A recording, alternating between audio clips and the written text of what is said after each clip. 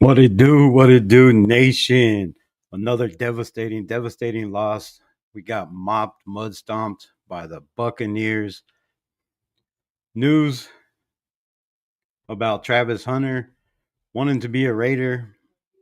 Also, Brock Bowers.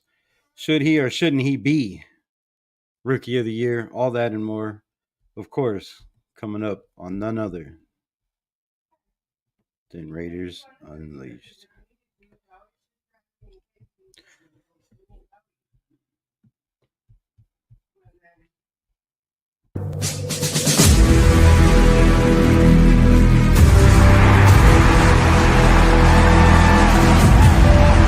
Blustering in from sea, with a rollicking song he sweeps along, swaggering boisterously. His face is weather-beaten. He wears a hooded sash, with a silver hat about his head, and a bristling black mustache. He growls as he storms the country, a villain big and bold. And the trees all shake and quiver and quake as he robs them of their gold. The autumn wind is a raider, pillaging just for fun. He'll knock you round and upside down and laugh when he's conquered and won.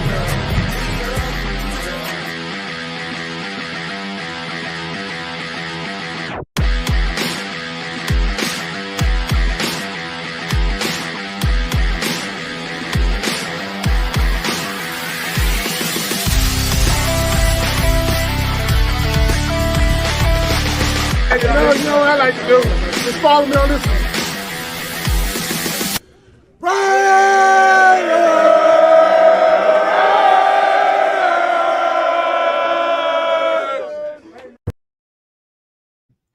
What it do, nation? What's good? Man, another rough week, another rough loss. In it till the fourth quarter. Turnovers, a burden again. Cost us another game that, I thought we had a chance to win. The defense, after being smacked in the mouth right off the get-go, tightened up a little bit. The jet lag kind of went away. It seemed like, they got their heads out their butts and played pretty tight until the end with the knockout punch. Aiden O'Connell goes down with the knee injury. We'll talk about that. We'll break down some of these stats. What happened? Why'd we lose? Was it coaching? Is it personnel? Is it just, mistakes that we continue to make over and over and over again? Bad penalties at the wrong time. Raiders down yonder. What's good, my guy? Haven't seen you in a minute. Appreciate you pulling up. Hope all is well with you. Hope all is blessed with everybody else. So yeah, there's a lot of things that can go wrong in an NFL football game. And when it comes to the Raiders, there's just a lot of things that constantly seem to go wrong, right? We can't get out of our own way, whether it's penalties, whether it's turnovers, whether it's bad decision making from the quarterback, bad play calling in the wrong decisions, wrong time. So, man, we just can't catch a break, right? And the NFL is all about breaks. It's all about timing. It's all about shit going right. And nothing has went right this year. It's been nothing but drama packed. Firing coaches. We can't get a run game going. Um, you know, the brightest run game we've had is from a back who's been sitting on the practice squad most of the season. And that again comes down to coaching once again. But what can you do, right? What can you do? So let's get into it. Let's break down some of these stats. And let's make sure I get the right one because I got a couple up here. All right.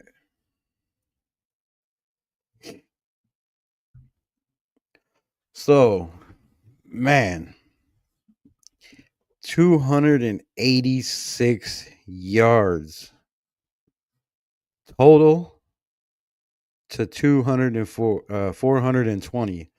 Now, 420 is not a bad number. A lot of us like that number. But you just can't have that you you can't win football games like that. Turnover ratio again, I thought we were going to win the turnover battle in this game. Baker Mayfield is just prone to throw interceptions. The running backs, have been prone to fumble the ball. Receivers also. So I said it, before the game, and my prediction is we were going to get turnovers in this game. And of course, we got two interceptions.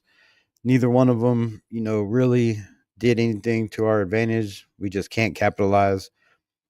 Another horrible, horrible situation is third downs, man. Third downs, you're trying to stay on the field and you can't make plays. 16 to 21, a big number.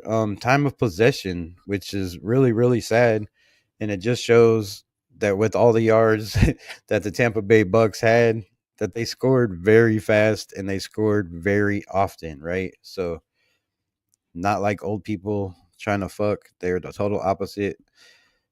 Not slow and very often, but fast and very often. So not good for us, not good for our defense. 14 of those points we said came on their first two possessions right out the get go. Their scripted plays, we had nothing for them. It looked bad, in my opinion, for Patrick Graham. It looked bad for our defense run coordinator, our defensive pass game coordinator, all those guys on the staff. It looks very bad when their scripted plays are a lot of plays they run over and over and over again, and we just can't seem to get out of our own way. So, yeah, I mean, I don't know. I don't know what's got to happen. I mean, I know quarterback play has been a roller coaster, up and down, up and down. We don't know who's starting. We don't know who's going to be in there. It's been the same with the offensive line. Just a mad roller coaster. Just all drama, no big deal, right? Anyways, hope you're doing good, man. Yeah, I'm doing good. Appreciate you. Um, Again, passing first downs 8 to 13. That's a huge difference. You can do the math as 5. Rushing first downs, we were tied. That's a surprise. We actually moved the ball. We moved the pile, moved the chains, which hasn't happened in the run game for a long time. So, Sincere McCormick is a big positive in my opinion. First down penalties, 1-1, not too bad. Third down efficiency, 4 out of 13. We held them to 5 out of 12. But really, that doesn't matter because a lot of their big plays were on first and second down. So, you know, but 5 out of 12 on 13. We got off the field again a lot in this game. We just could not capitalize. Fourth down efficiency, 3 for 3. You don't want to see your team go for it 3 times on fourth down if they don't have to, but obviously we were in those situations and they all worked out, good. If we didn't get them, of course people would be calling for AP's head, but they already are. So they went for it one time. Of course they got it. Total plays 64 to 59.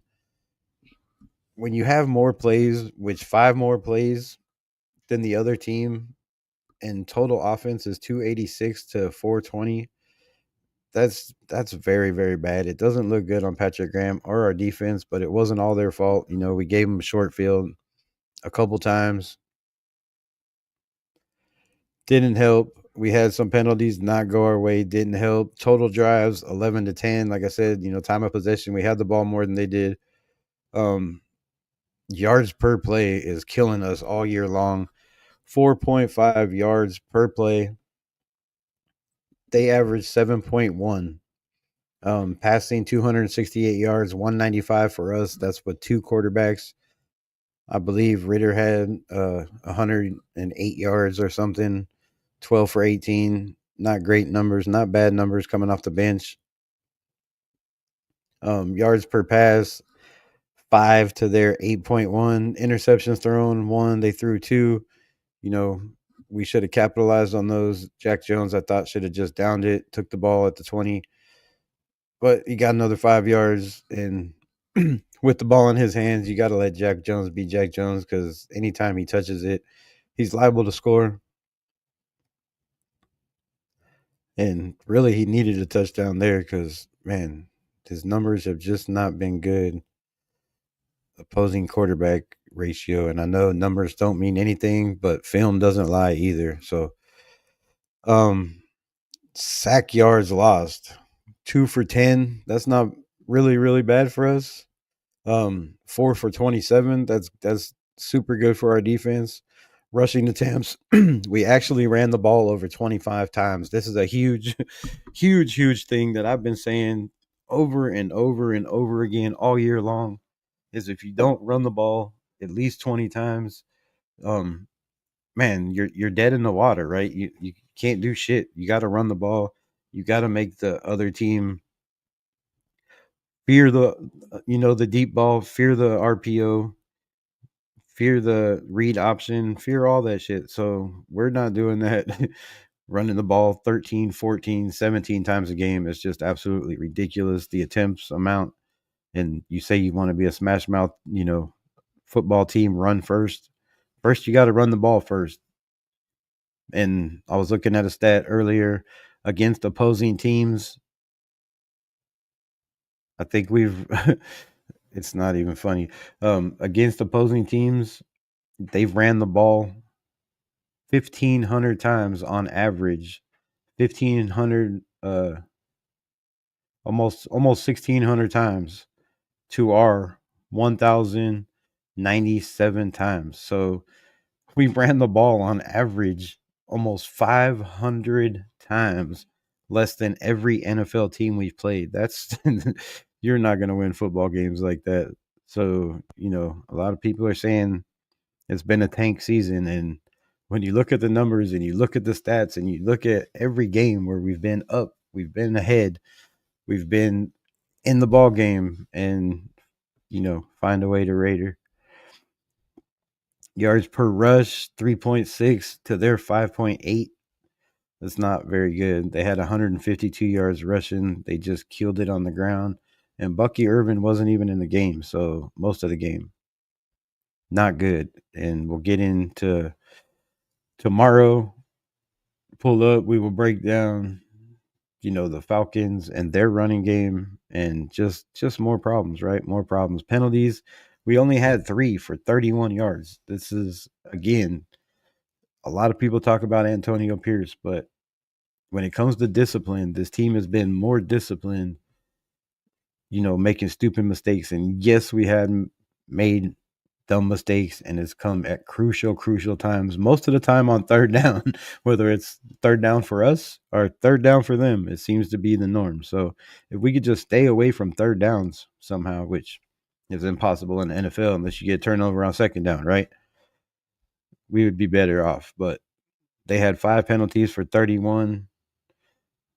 Which I don't know how you get 5 penalties for 31 yards. I don't know how that goes, but turnovers 2 to 3, fumbles lost 1 to 1, interceptions, possession time. Yeah, that's just sad. 31-30 to 28, and we just got mopped. So not a good day. Not a good day for Antonio Pierce. Not a good day for the Raiders. Not a good day for Aiden O'Connell. Aiden O'Connell went out of the game in a leg cast. Everybody thought, the season was over. I don't know what's going on with my internet and my face. Everybody thought the season was over, right? Aiden O'Connell was going to be done for the year. The way he was rolling around, squishing in pain, it looked like his leg had snapped. I thought it was his neck or his back.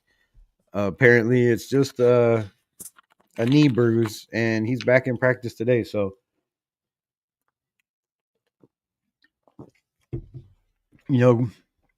big question is, can Antonio Pierce or can Aiden O'Connell, which I know most of the nation doesn't want him to do, but should he have been in there at all, missing a game of practice sick? Was he still sick? Was he healthy? Because to me, he just didn't look like Aiden O'Connell, not making excuses, but everything just looked off in that game. And then if he's not healthy and ready to go, do you risk putting him in? Do you put in Ritter? Does anybody want to see Ritter against his own team, the Falcons? We brought the kid in to be a backup. He's never really got an opportunity to start. He should have had 3 opportunities to start, in my opinion, this year. And, Aiden O'Connell came back off the injury list. They decided to go with Gardner Minshew after horrible, horrible play and benching him. And the kid just hasn't got his opportunity. So I would love to see what the kid has. He hasn't made, 2 horrible decisions. He had a couple passes, the times that he's been in there that probably should have been picked off and weren't picked off. Thank God for him. But put Ritter in there, see what the kid has. If Aiden O'Connell's not 100% healthy, he's not mobile as it is. He's okay in the pocket. We've seen that, trying to run, he, he can run if he has to, but I prefer him not to. It's scary. This old man cannot take it. My heart was beating 100 miles per hour. I thought it was when he got pushed, I thought he was going to snap in half. The man is just too fragile, in my opinion. But, so if he does play the rest of the year and he is healthy, can Aiden O'Connell do what he did last year and save Antonio Pierce's job by winning a couple games? Or does winning a couple games hurt Antonio Pierce's chances of coming back next year? Let me know in the comments. What do y'all think? Also, let's get into this. So, Travis Hunter also in the news on a couple lives. He was on the Rich Eisen show. And Travis Hunter says he wants to be number 1. He wants to be picked by the Las Vegas Raiders. Now, does he want to be picked by the Las Vegas Raiders? Or is it because they're number 1? Because the man has said over and over again, he wants to be the number 1 pick in this year's draft. And I don't know what is going on with the fucking internet. Weird. Crazy. But yeah, the man has said he wants to be the number 1 pick in this year's draft. And I mean, if it were me, if there's no good trade options, I would definitely draft, Travis Hunter. He has the chance to be a Deion Sanders, a Charles Woodson, these guys that play both sides of the ball.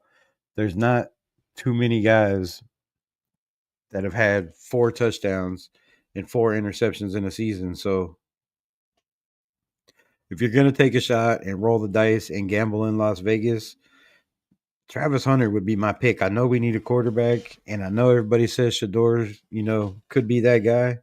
But there's a lot of quarterbacks in this draft, and if you're wanting them to start right away, then you're probably, not probably, you have to go with a Shador or a Cam Ward if you're, wanting them to start right away. But if you're not and you're going to let them sit for a year or two, there's a lot of quarterbacks in this draft that you can get and let them sit for a year or two and go get a bridge quarterback, like a guy playing over there in Pittsburgh that will be a free agent. So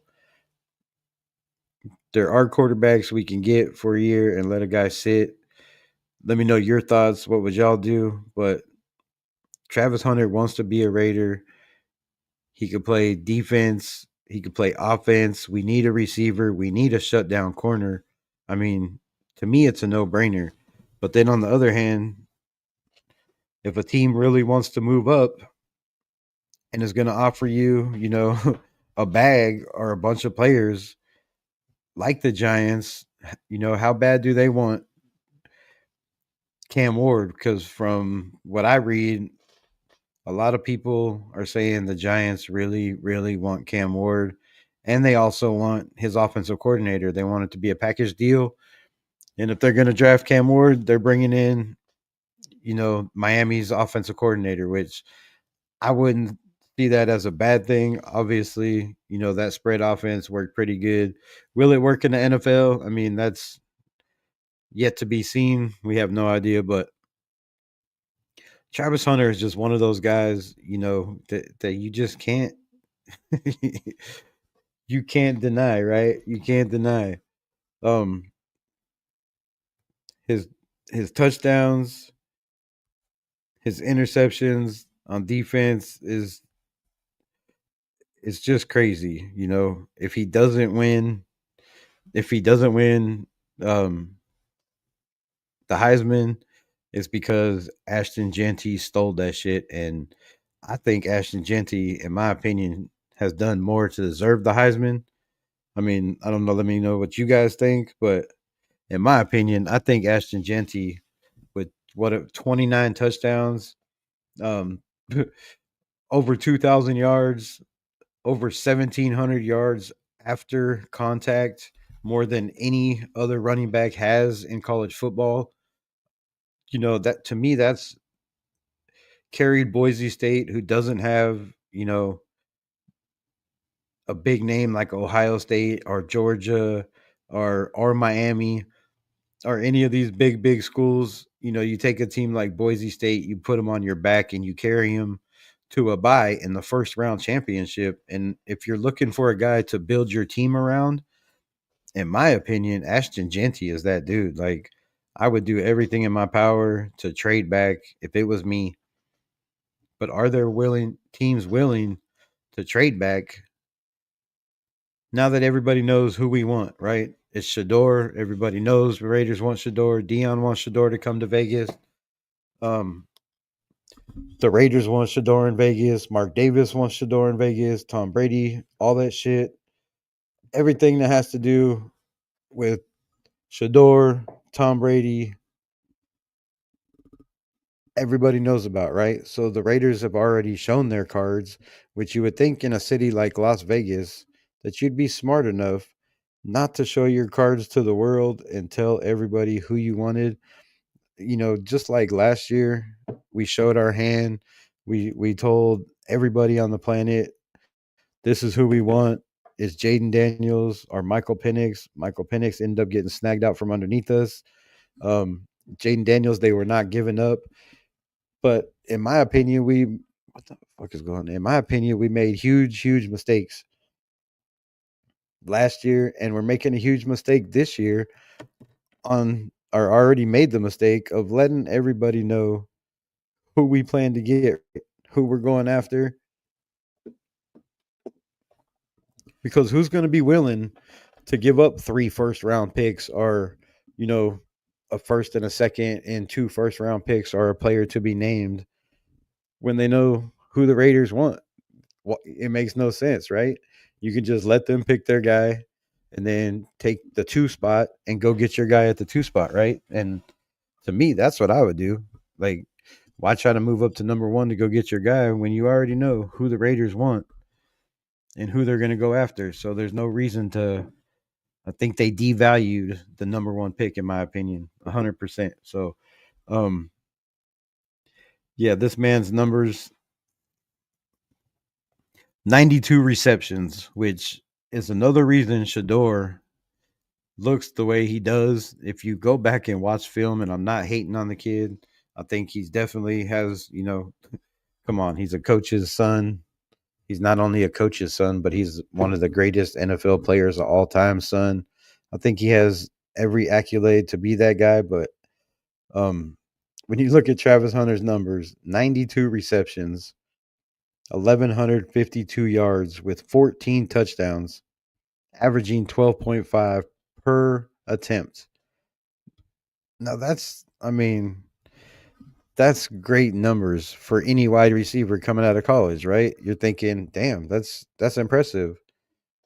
But then he turned around on the other side of the ball and played defense, corner, and covered the best guy they played against all year long, every single game. So, they played Baylor.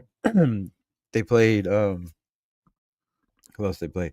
I don't know exactly who that played right now, but for the teams they played, bro, this kid showed to me that he definitely has the upside. And I don't know why they don't have his numbers on defense. What the fuck is his numbers on defense?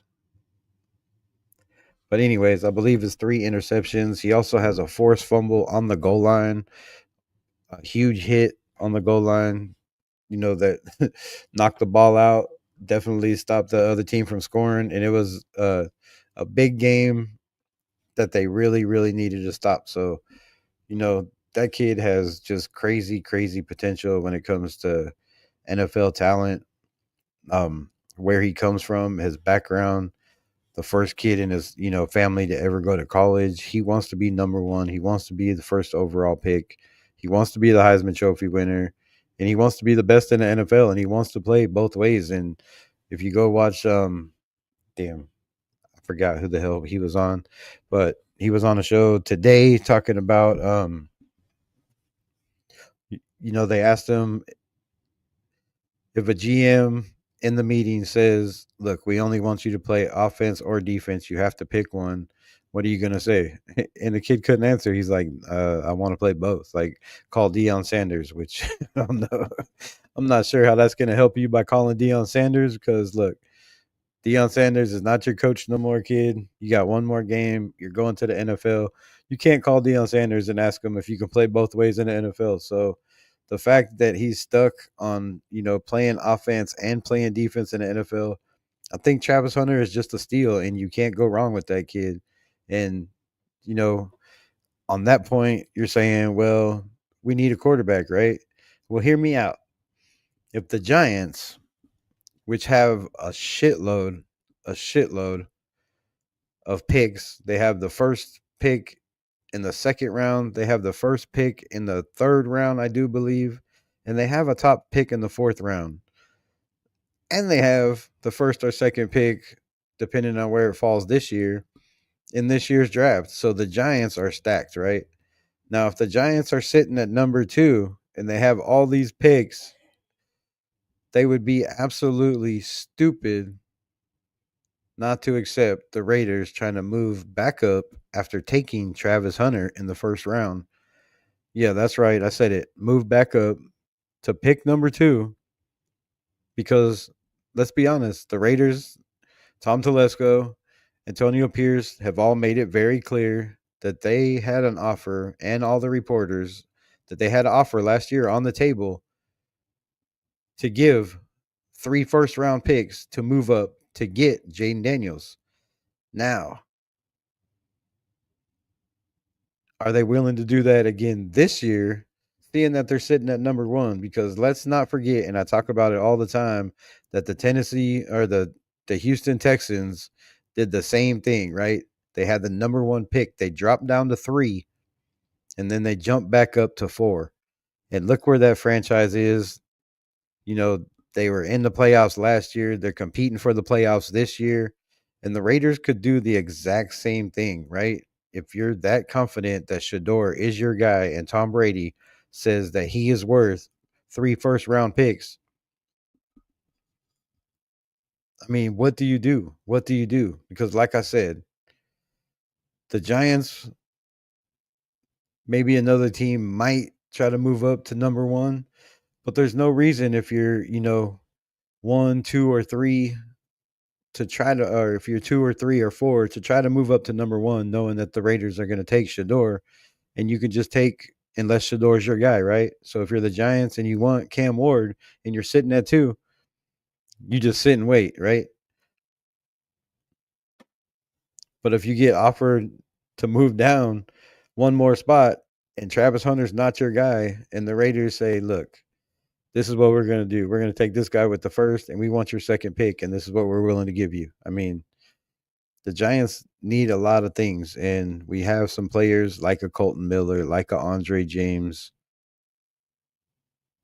I hate to say it, but like a Jacoby Myers, like a Michael Mayer, that you can throw in some of these packages and not have to give 3 first round picks. Maybe give a player in a first round next year and one of these thirds that we have or fourths that we have or one of these 10 picks we have in this year's draft. It could happen. It's happened before. So if it were me, that's what I would do. If I was the GM, 100%, I would take Travis Hunter at number 1 and then try to move back up into the top 3 and take one of those quarterbacks, whether it be Shador, whether it be Cam Ward, if that's your guy. But we don't know who Tom Brady wants. He might evaluate all these quarterbacks and say, hey, look, this might be a better value. Maybe we take this guy and, we take Jalen Milroe and the first pick, or what do we have? The third pick in the second round. I mean, we could go get a Drew Alar, Jalen Milrow.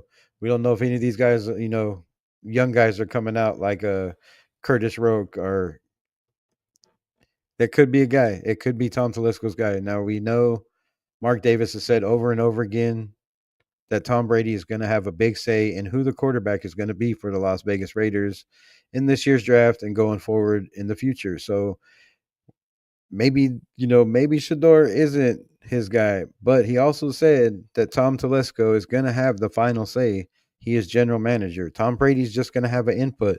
So, with that being said, at the end of the day, Tom Telesco will have the final say of who the quarterback is.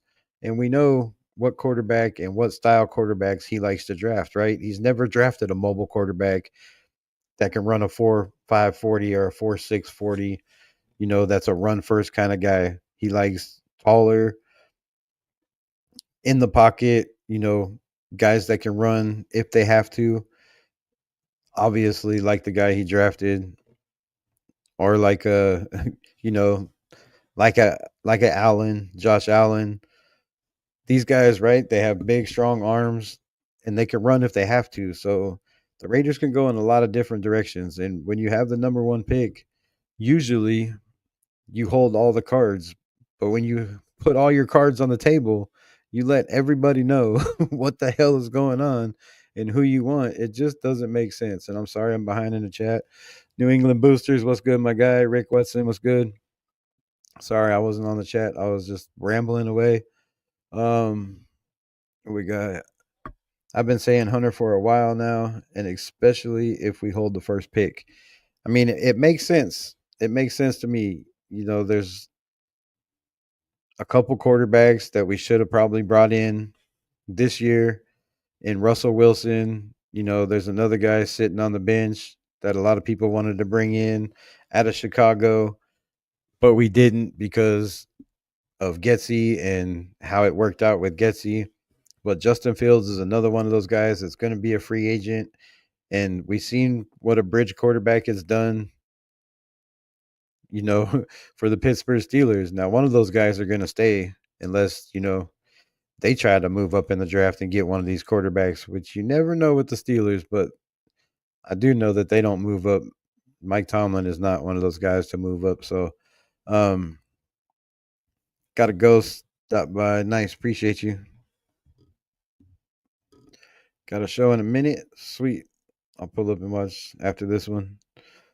Rick, my guy, what's good? What's good? Man, I know I've not been the most positive about the team. Who has? I mean, what's there to be positive about? Brock Bowers is basically the only positive thing. Max Crosby said he was planning on having one of his greatest years ever, right? He was so prepared. He was in shape. He was in the best workout. And I know he had the injury, but man, the only bright spot we have right now is Sincere McCormick and Brock Bowers, and that's all we have to go by. So, but it's the SOS every year. Watch, we will trade away Brock Bowers. It never fails. Oh my God, do not put that in the universe. Fuck my life. Oh shit. I can't believe I repeated that. I got to start reading these. Jeez Louise, I got to start reading these questions before I speak on them. Rick, why would you put that out there? No, we are not trading away Brock Bowers, bro. That would never happen. There's certain people that there is no worth for, right? It doesn't matter if they give us 3 first round picks. It's just there's no value. There's no value for Brock Bowers. There's not enough. I mean, I guess there is. You could come up with some stupid, crazy, crazy thing and be like, you know, we'll give you. I mean, I guess if you threw in Josh Allen, if you threw in a Josh Allen or a Joe Burrow in a first or 2 first rounds, I mean, I guess we're in business.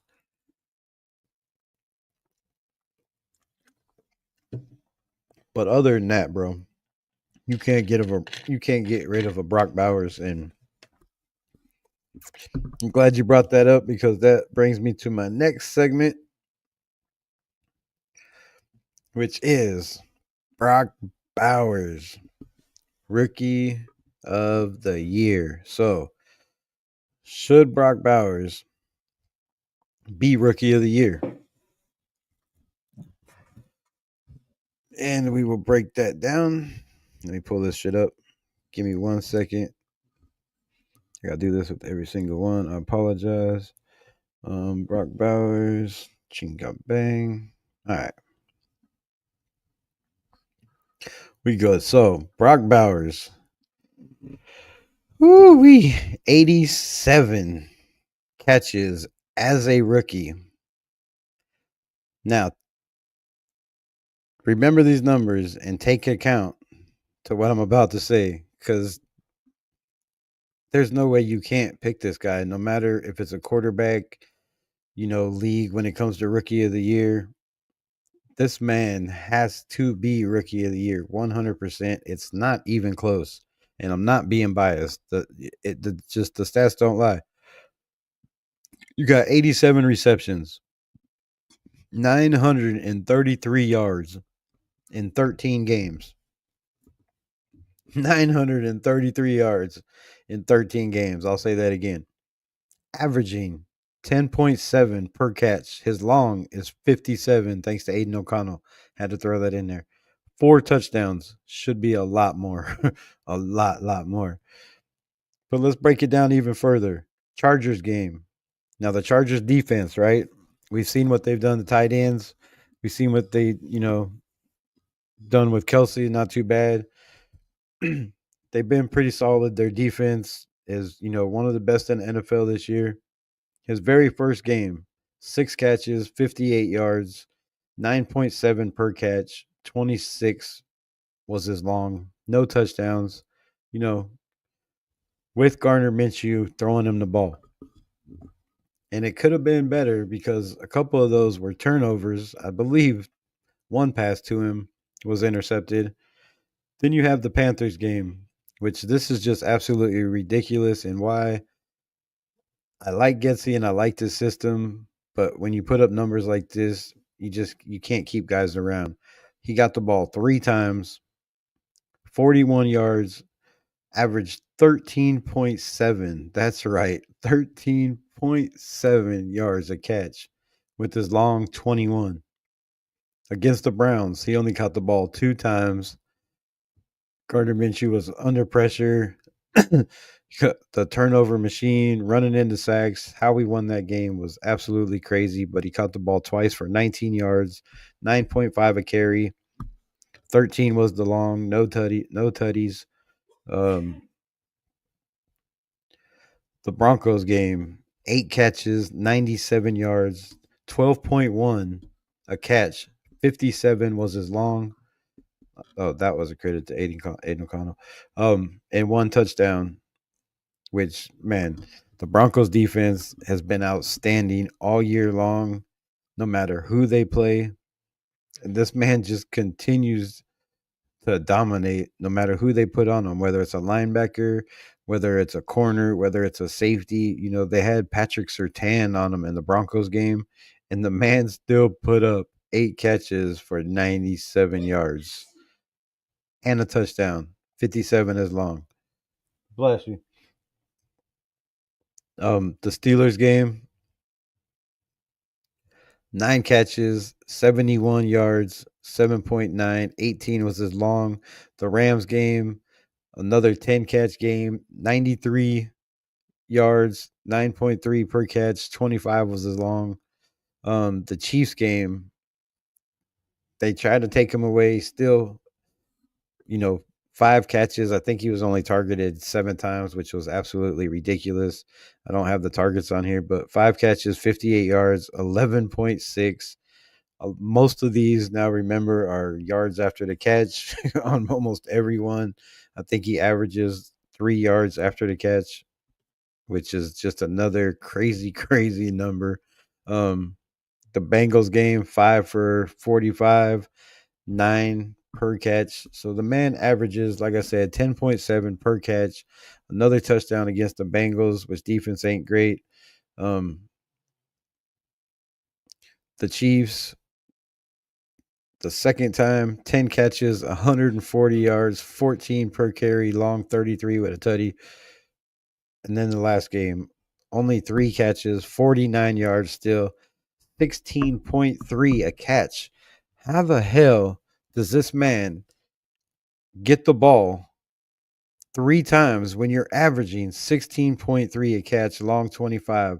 Now, I don't care what bullshit you want to feed me, what you want to say, how the hell there's absolutely no excuse for Brock Bowers getting the ball 3 times, because even if he's covered, he's open. And you hear that from receivers constantly in this league, over and over again. And they prove their point. Even if they're covered, they're still open. And this man has made catches one handed, behind his head, behind his back, at his knees. I mean, anywhere you throw him the ball, if it's in his vicinity, it's 99.9% of the time a catch.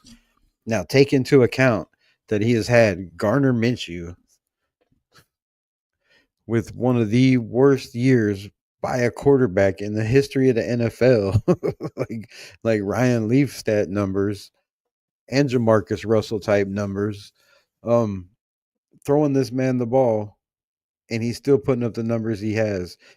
Not only that, you've had 2 offensive coordinators, you've had 2 different centers, you've had mixed match offensive line, you've had a different quarterback in almost every single game you've played in this year. How can this man not be at the top of the votes for rookie of the year? Now, if this man played with a Josh Allen or a Joe Burrow, or let's even go Caleb Williams, Bo Nix, come on. This man would have 2,000 yards with 10 touchdowns easily. And if he had, I'm not going to say better offensive coordinator, but if they had better schemes and they ran 12 personnel and had Michael Mayer in, Michael Mayers, whatever, in there the whole year like they were supposed to, running 12 personnel, 13 personnel, this man would have dominated. And I believe that is why he should absolutely be rookie of the year without a shadow of a doubt.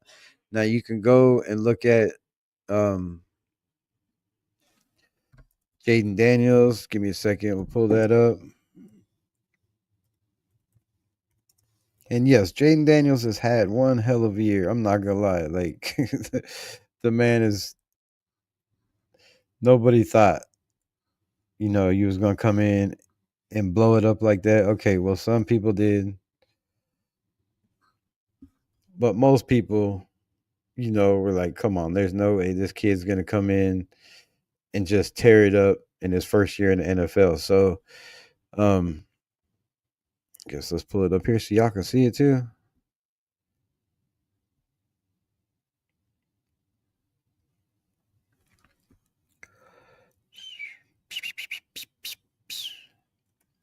All right, so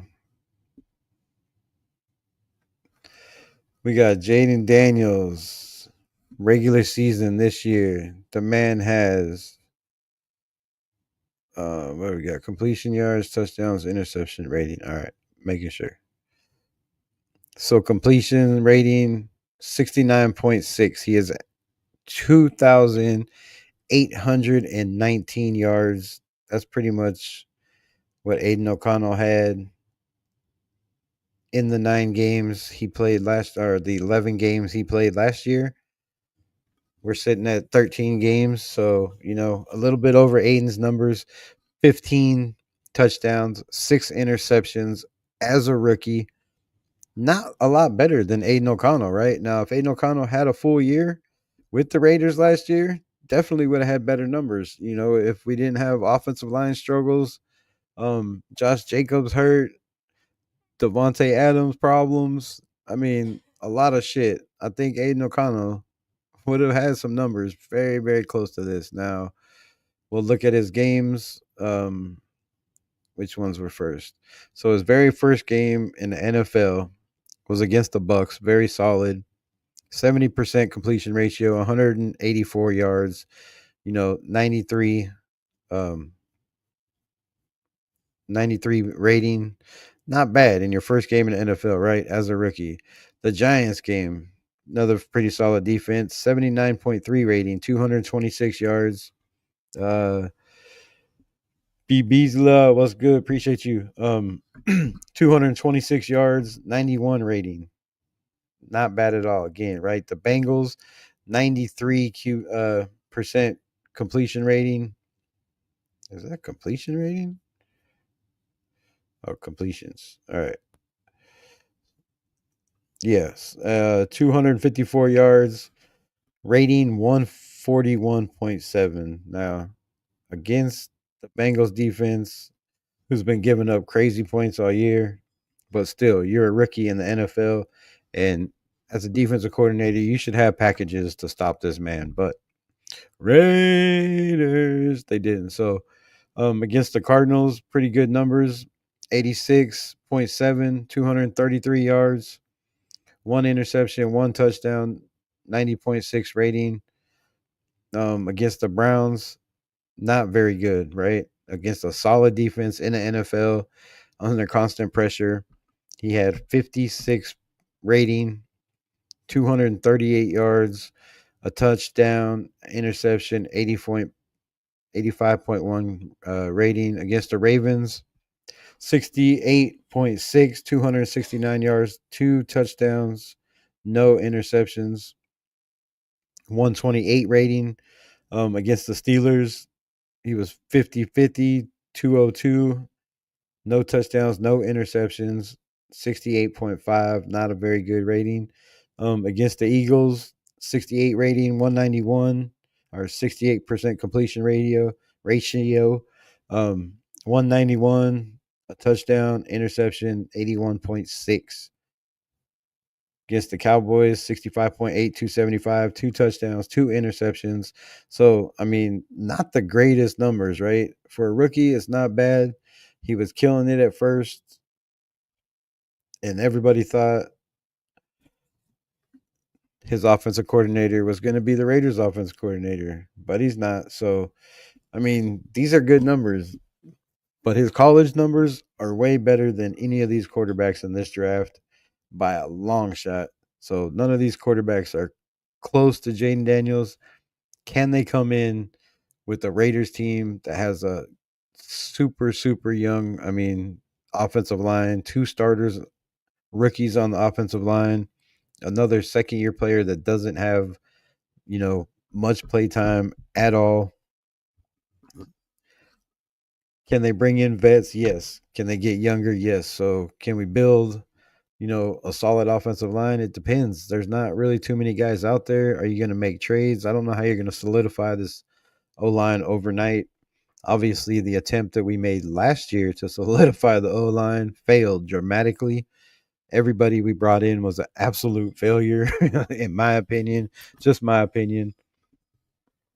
And we could have kept the guys we had last year and had way better stats. So let's see what Mr. Nix is.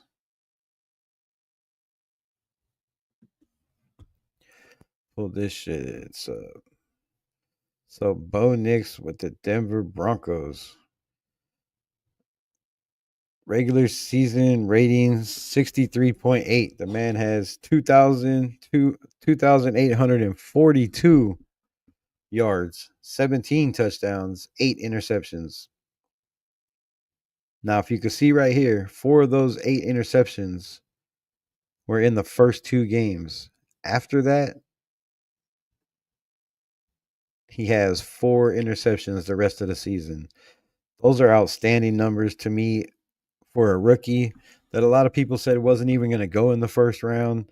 He got picked right before us. And, to me, you have to evaluate the Raiders draft analysts and whoever their scouts are, bro, because I know Brock Bowers, I know DJ Glaze, I know all that, but Glaze and Bowers, I think, had a lot to do with Joe Philbon being in the building. Just my opinion. I don't think it was all Tom Telesco. Philbon's even made statements that he did the interviews with Glaze. He's the one that talked to Glaze. So yes, we had a good draft, but man, when it comes to evaluating quarterbacks, there were quarterbacks in this draft that we could have got last year, the year before, and we didn't go after any of these guys. It was Jaden Daniels our bust. This year, it seems like it's Shador Sanders our bust, and I think the Raiders just need to do their due diligence and not waste a first round pick that we haven't had since what 2000 and fucking I don't even know when we drafted Jamarcus Russell. I tried to forget those days, but yeah. So Bo Nix against the Steelers, one of the best defenses in the NFL right now. 50%, 57%, not very good, but he threw for 246 yards, 2 touchdowns, 55.2% rating, not very good. Um, against the Buccaneers, 216, 85% rating. Against the Jets, that's just absolutely horrible. 40%. And I want to make a comment about this because how many people are in here? 5 people. All right. Well, I want to make a comment about this because, a lot of people talk shit about Aiden O'Connell and how he only had 60 yards passing against the world champions, a game that we won, right? A game that he didn't turn the ball over, a game that he wasn't asked to throw the ball. He was asked to hold on to the ball. We ran the shit out of the ball. We had a lead early because of our defense and because of the first drive where we came down and scored. So he had a game like this: 48% completion ratio, 60 yards, 1 touchdown, 67.9 rating. Now that's only 60 yards in a game. I don't know if they won that game or lost. It does not say win or loss. But I think that's one of the Jets' wins. It was against the Broncos. Correct me if I'm wrong in the chat. But, Bo Nix, drafted in the first round, not in the fourth round like Aiden O'Connell, has a very, very good coach in Sean Payton, who is very good at bringing quarterbacks along. Just look what he did with, Tyson, the fuck is his name over there, with the Saints. Look what he's done. I mean, look what he did with Drew Brees. The man's been known to be good with quarterbacks. So for him to have 60 yards, in a game and be a first round pick, not only a first round pick, but 12th overall, just says a lot more for Aiden O'Connell and how much people just hate on this kid. Against us, 70%, 206 yards, 2 touchdowns, no interceptions, a 117 rating, which, come on, is against us. Against the Chargers, 216 yards, 2 touchdowns, 1 interception, 84.9 against another good defense. Against the Saints, 161, 79% rating. Against the Panthers, way better than Gardner Minshew, right? Gardner Minshew was a disaster in the Panthers game. I think he had 3 turnovers himself. Bo Nix, 75% completion ratio, 284 yards, 3 touchdowns, a 124.2 rating. That's pretty damn solid and better than Gardner Minshew. The Ravens, pretty good game against the Ravens. Completion ratio, not very good, but 223 yards, an interception. Against the Chiefs, 2 touchdowns, no interceptions, 115.3 rating.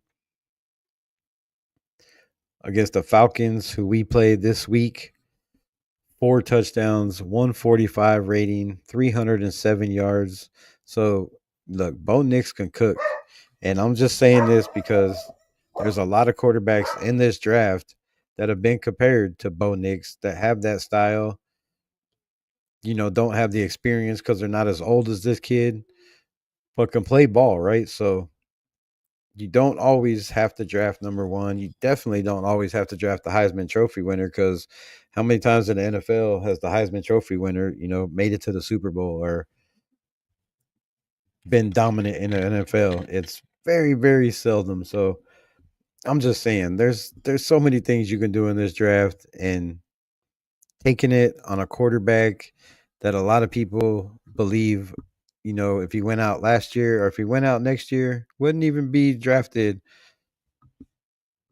seventh or eighth quarterback in the draft. So to take him this year is just a gamble, in my opinion. Same with Cam Ward, same thing. At least he's in a spread offense. He takes chances. He's way more athletic than Shador.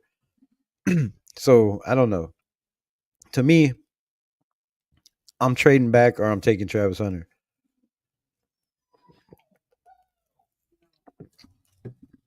And if you trade back, you could just you have so many more options. I mean, you can trade back and still get a Travis Hunter, move back up into the draft, get your quarterback.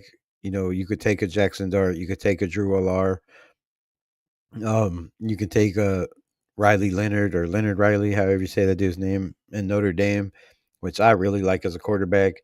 Um, a kid that somehow snuck his team into the playoffs, Clemson, and Cade Klubnik, dude, that kid can ball, right? The man has, I think, close to 500 yards rushing, way more than Cam Ward, way more than Shador. Not as many touchdowns, but not as to throw the ball. Has some comeback wins. Has his team in a college championship. So you have to look at these kids, and if you don't, then man, it's just stupid in my opinion. Yes, you need a quarterback for the future. Yes, Shador wants to be here. Yes, his daddy wants him here. Yes, he's a great quarterback. But so are a lot of these quarterbacks that are in the college playoffs that play for way bigger schools, that play against way better defenses, against way higher caliber players than what Miami has played, than what Colorado has played this year. So having that first pick, it just, the sky is the limit. The sky's the limit. It's just what we do with it. That is the huge question. The Raiders have raided pretty much every first round and second round pick we've had for I don't know how many years, and they just continue to do the same thing over and over again. So,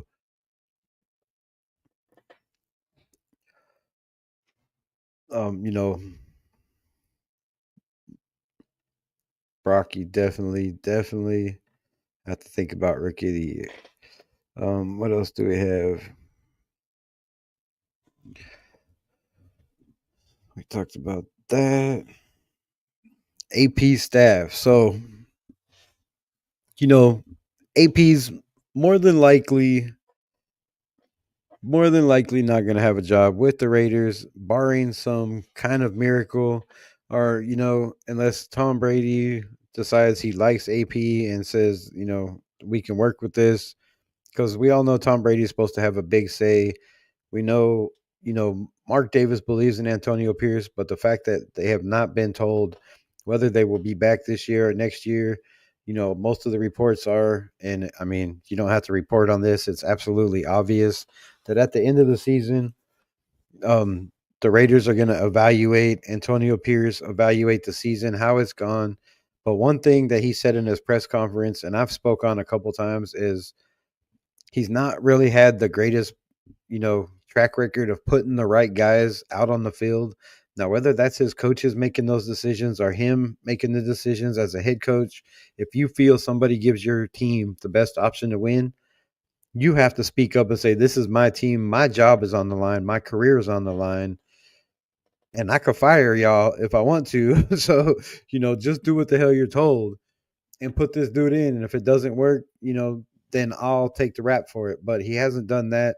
And what he has done, though, and you can credit this to the coaching staff or you can credit to Antonio Pierce, but the rookie development and the development of the young guys. Now, I don't know, nobody really knows what his duties are or where he is when it comes to practice or the development of these kids. but they all talk very highly of him. The team still wants to play for him, and you have to look at players like JPJ, um, DJ Glaze, even Devonshire, um, DeCamerion Richardson, who's been in there the last couple weeks. You know, hasn't really done great, but he's been one of our top tacklers. And I think that kid has a very, very good upside. He was hurt most of the year, didn't get to practice a lot, and he's kind of been thrown into the fire. Um, I don't like the fact that Sincere McCormick sat on the bench with him and everybody else seeing the kid just, shining in practice. It doesn't matter where he's at on the depth chart. According to Antonio Pierce, he said a million times, right? It doesn't matter how much money you make, what your name is, where you were drafted. It's performance. And if this kid was performing, then why wasn't he out there? Why wasn't he out there? Our run game is trash. It's been terrible.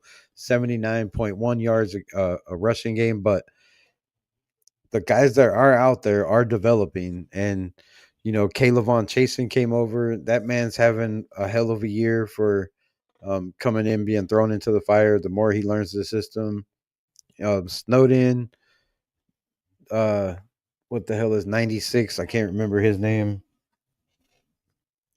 But yeah, there's been guys that have stepped up and performed, and I know it doesn't show on the grass, and I know it doesn't show in the stat sheet or in the record books. But I've said it 100,000 times on every live that I've done and video, is the Raiders have been in games. Like, we've been in many, pretty much every game this year we have been in, and we just find a way to beat ourselves. And it's execution, execution, execution, and it's also play calling, and it's also clock management. It all comes together. But I was in somebody's live earlier, wasted talent, who got pissed off and said, "Get the fuck out of my channel or out of my live," because I made a comment saying Andy Reid in his first year with the Kansas City Chiefs was 5-11, I do believe, or 4-12, some shit like that. But my point is, Andy Reid was a coach in the NFL for many, many moons. Andy Reid has been in the NFL for decades, coaching in the NFL with the Eagles. He's built great teams. He is a well-known coach. He has experience and has more knowledge, and probably has forgot more about the game of football than Antonio Pierce will ever know. With that being said, the first year he took over the Kansas City Chiefs, they were garbage. They were like I said, 4-12, 4-11, 5-12, whatever the number was. I don't know. I think it was 5-12. Not very good, right? But the very next year, they went and drafted a Travis Kelce. They went and got players in the draft. They went and got Chris Jones. They went and got some guys. And the next year, they were 11-5. The next year, or 11 and yeah, whatever the fuck, 11-4. Next year, 12-5. So all I'm saying is stability, consistency, continuity. You can't pull the rug out from under somebody just because the season has been downhill. There has been awful, awful, awful quarterback play, no running game, offensive line struggles, and I'm tired of making excuses for the man, but it's not an excuse if it's a fact. Now, if I was to say, "Oh, well, this happened and this could have happened, or this could have gone this way and this could have gone this way," yeah. But the fact of the matter is, Christian Wilkins out for the season, Malcolm Kuntz out for the season, Marcus Epps out for the season, Nate Hobbs is hurt, no running game. I mean, Colton Miller has been off and on. The list goes on and on. Divine Diablo still can't tackle.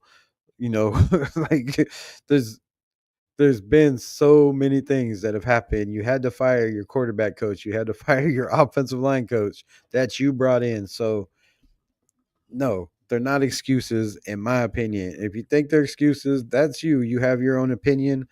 I respect your opinion. But my opinion is These are not excuses. These are 100% facts that are on paper, on film, on tape. These are things that have all happened. And for that, do you deserve another year? I don't know. I say yes. I say yes. Give him one more year. If it doesn't work, if it doesn't start to turn around, because, I mean, come on. The way it's looked this year, you're not going to snap your fingers and be in the playoffs next year. And if you go get a new head coach and you rebuild and you change everything and blow it all up, you're going to be in the same position next year. It's going to be a rough year. So why not give the man a chance to show he knows what he's doing? He knows how to turn this team around. He can get this team and he can lead them to where they need to go. Now, do I believe he can do that? Yes, with the right people around him. Because obviously, the guys that he has around him didn't help him. And I'm still not positive that the guys above him are trying to help him 100%, or the guys around him. Like, I know they want to win, but it just doesn't look like it. The people in his ear, like, if you got somebody in your ear that they're paid to do one job, and that is to manage games and to help you manage games and to call timeouts, and they're still this bad, like, you can't put that on AP, bro. You can't. There's somebody in his ear telling him. Now, yes, he has to make the decision. Do I go with this guy or do I make my own decision? And maybe their decisions were the same. Maybe they had the same thought. And he's like, okay, well, I was thinking the same thing. Let's do it. But we don't know. All I know is the players, the young guys have looked decent.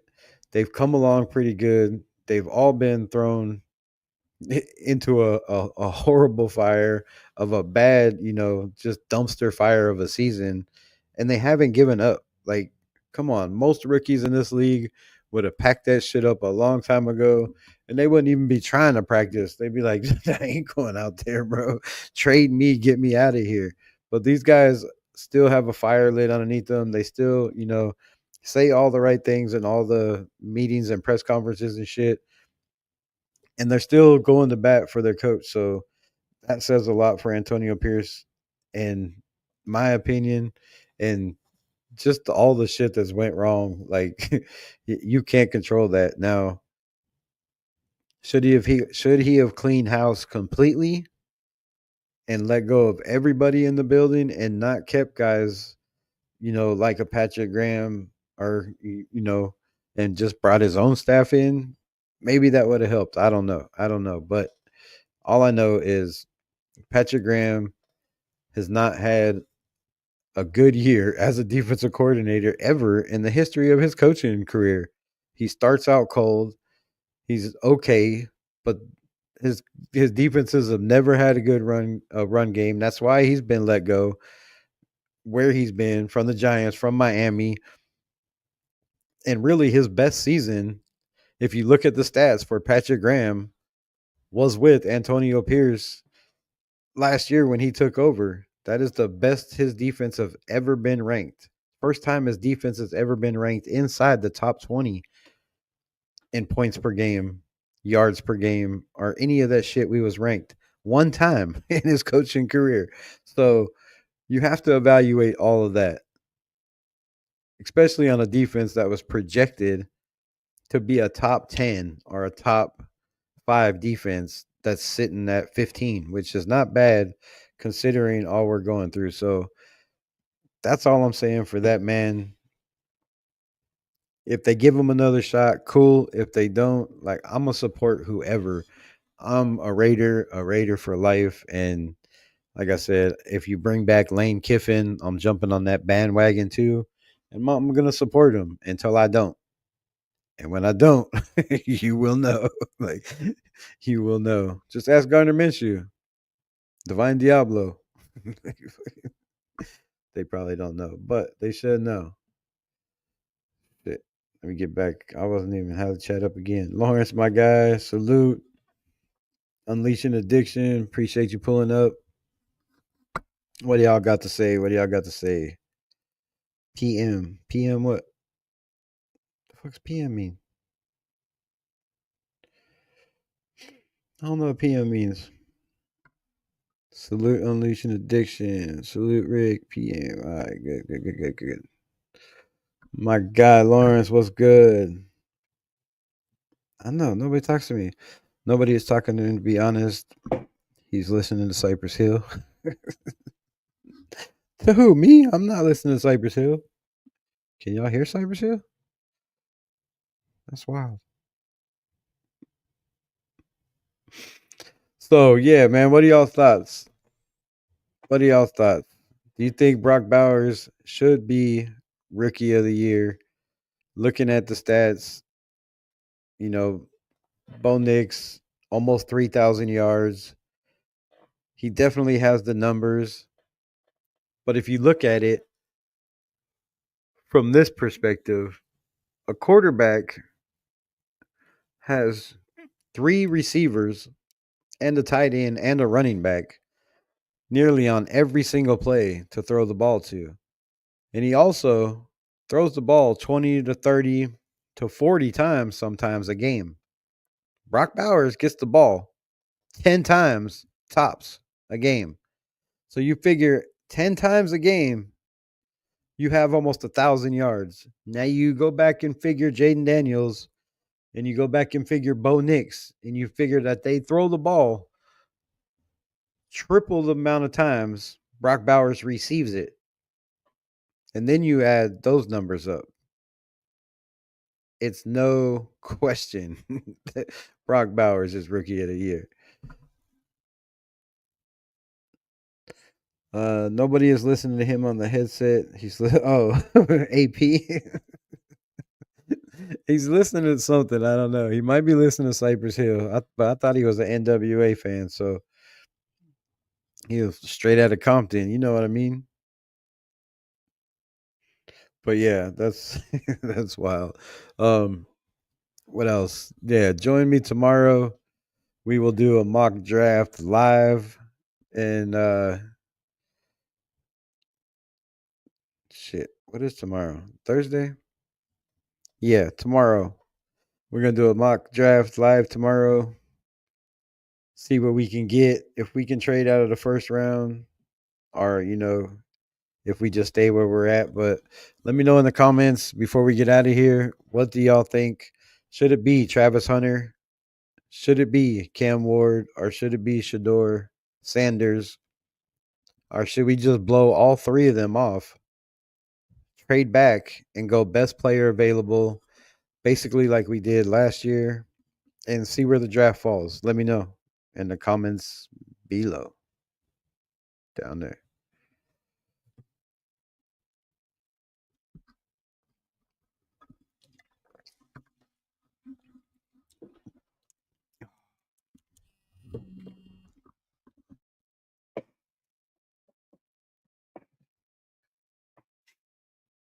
And what do y'all think about the college playoffs? Who do you think is going to win the college championship? Is it going to be Oregon? Is it going to be Ohio State? Is it going to be Boise State? You know, if Boise State wins, that just shows how dominant. Well, you don't even have to look at Boise State. You can just look at the Philadelphia Eagles, right? The Philadelphia Eagles have two of the best receivers in the NFL. But if you look at their passing game this year, it has been absolutely anemic. But their run game has kept them in every single game this year. Why? Because they have the best running back in the NFL in Saquon Barkley. And they have a pretty good defense. It's not great, but they have Quinyon Mitchell, who should have been a Raider. And, go back, watch some of my other videos. If you're new to the channel, like, subscribe, follow, hit that like button. I don't know how. There's 50 people that come in these lives every single time, but like 3 or 4 likes.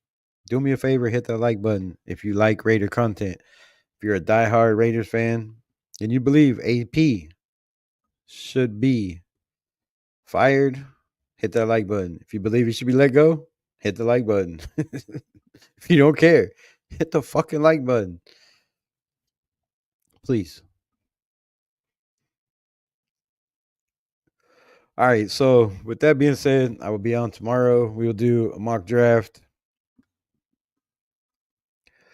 I've got company, but I'll be back. No worries, no worries. I'm gonna get off here, man, for the night. I gotta wrap up a video I was trying to make and put out. Go check out the video I made about Ben Johnson.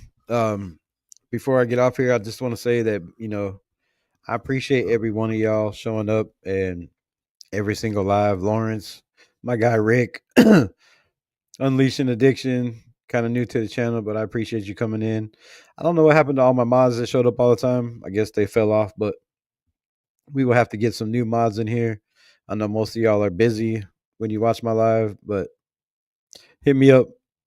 You got my email. You got my IG. Let me know if y'all want to be mods.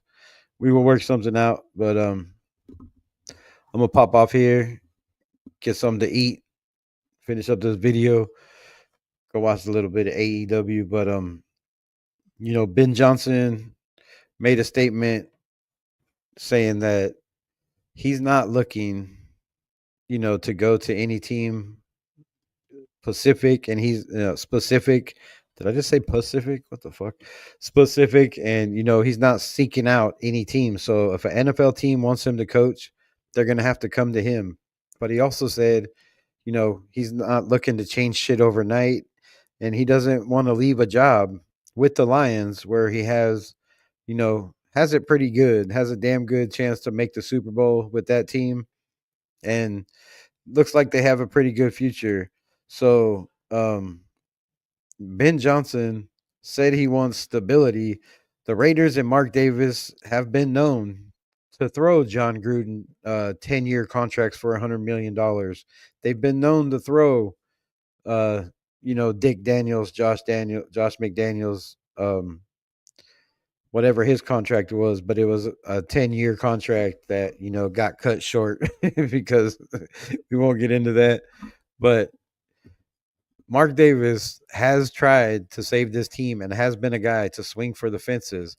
So will Mark Davis, and Tom Brady, Richard Seymour get their heads together in the building and, evaluate Antonio Pierce, but will they be on the phone with a guy like Ben Johnson saying, what do you need? What do you want? Because to me, if a guy is, saying that he wants the chance to head coach, he wants to change the organization, he wants the challenge, but he needs time to do it and stability, and it's not really like a money thing.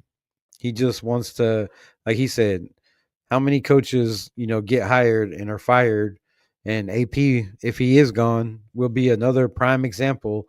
But you can just look down the list of Raiders coaches.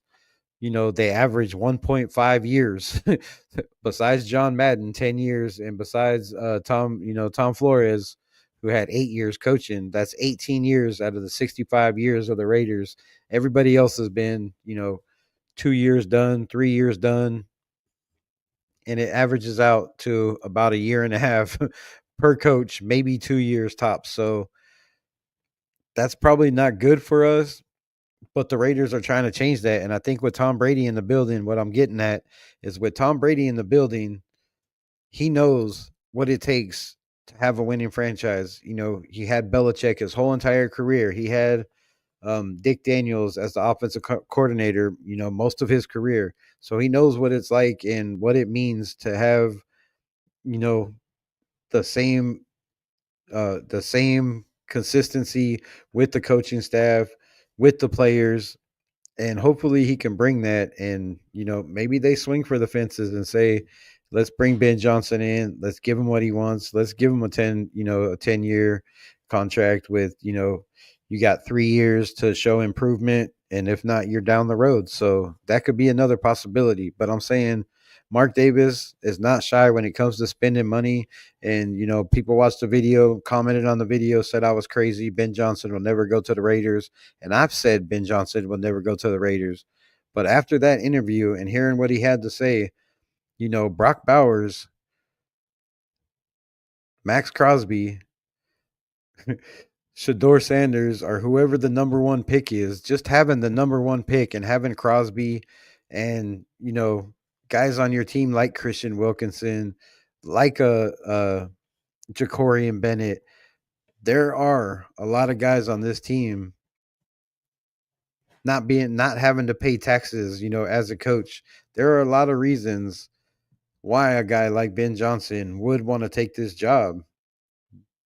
But are the Raiders, willing to swing for the fences and go all in on a coach that's unproven?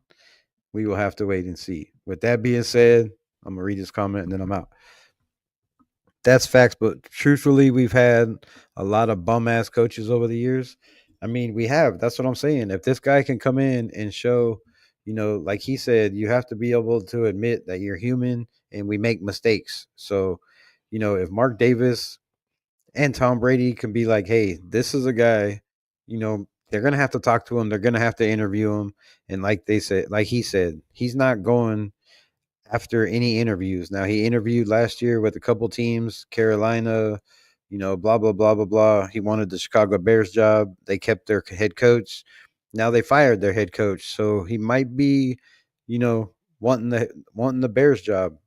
But if the Raiders, give him an offer you can't refuse, tell him, look, you and Tom Brady sit out, with Tom Telesco, discuss who you want to be the quarterback, and let's get this shit popping. Especially if they win the Super Bowl this year, it even just gives us a higher chance of bringing in a guy like a Ben Johnson to coach this team. And like I said, with Brock Bowers, Max Crosby, Nate Hobbs, the young talent that we have on this team, we are sixth youngest team in the NFL. So, with that being said, you have to look at the possibilities, and I think Ben Johnson could be willing to come here, if the contract is right and the Raiders are willing to be patient and give him time because again, he's going to be a first year coach like Antonio Pierce, and most people are going to want to be, uh, put that dude and crucify him on a cross after 20 games because he's 2-11 and because he's on a 9-game losing streak and, you know, because he hasn't had a good record. Ultimate Raider fan, my guy, what's good, what's good. So, you know, there's a lot of things that could go our way this offseason, but I think Ben Johnson could definitely be on the table. And if, like I said, if you didn't watch that video, go back and check it out. Um, we have everything that he's looking for, right? We have young players. We have the first overall pick. He can get his quarterback. You just have to have Mark Davis not be scared to throw another long contract and take a shot at a coach that nobody knows how good he's going to be when he gets to the NFL. But we've seen what he does with quarterbacks. We've seen what he's done with the Lions. That team was horrible when he took over as offensive coordinator. So could that, lead to a head coaching job? I believe it can. I believe the man has very good football knowledge. He knows, what he wants to do.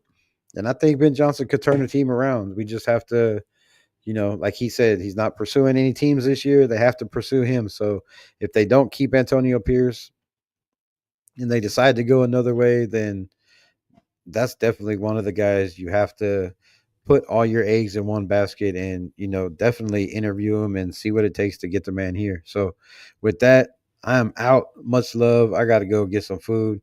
We are out. Raiders just win, baby. Damn, it's been a long time since we won. Fuck. Appreciate y'all. What the definition of insanity is doing the same thing and expects the different results. I know I say that on here all the time. Getting Ben Johnson is destined to see some of the rookie mistakes you're seeing with AP. That's what I'm saying. I mean, yeah, you're definitely now people are going to start coming in. Well, if people are going to come in, I won't leave. But, I mean, yeah, it's going to be the same thing, right? You're going to see the same growing pains. You're going to see the same turnover. Nobody's going to point fingers and be like, I did not want that quarterback. I didn't want this running back. I didn't want this, corner. I didn't want these guys on defense. That shit's all going to happen. And it's going to happen whether you bring in a Belichick or whether you bring in a Vrabel. It doesn't matter. So, like I said, my thing the whole time has been give Antonio Pierce a chance. Now, it hasn't looked good, but just I've been a Raider fan 49 years. I'm tired of seeing the overturn constantly with no stability. We need continuity, we need consistency, and you got to give a coach time to do something. Now, we seen it with John Gruden came back the third year. What we were 5-3 when he had to quit or resign or whatever happened. But it took him 3 years. And like I said, go look at Andy Reid his first year with the Chiefs. They were 5-11, like 5-12, whatever it is. 16, what they play, 16 games in. So yeah, 5-12, 5-11. So nobody's gonna be that guy in the first year. And especially when you bring in a guy like Garner Minshew over a guy like Aiden O'Connell, who, was winning, was vibing with the team. Everybody had faith in, everybody believed in. And you go get a new offensive coordinator, get rid of Bo Hardegree, which I thought should have had another shot.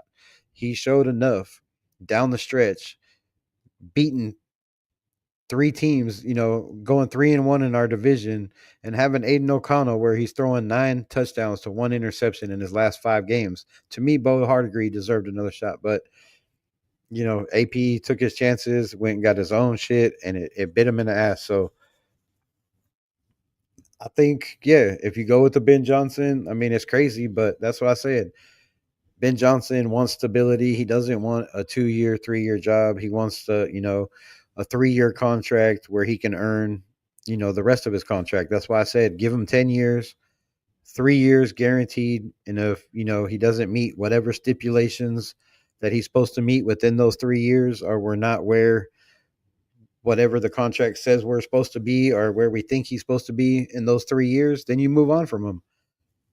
If not, then let him continue out his contract and see where it goes. But I think they should do the same thing with Antonio Pierce. It just depends on how they look at this season. If do you give him a pass on the injuries, or do you just Antonio Pierce's fault and put it all on his lap, which is rough, which is rough. But all right, I'm out. I gotta go. Much love. Appreciate y'all. Hit them likes. Go watch some of my videos, man. We are almost there. We are so close to 1,000 subs, bro. We like this close. I think it's 20 something. So tell a Raider to tell a Raider to sub to Raiders Rebel. Peace. Much love. I'm out.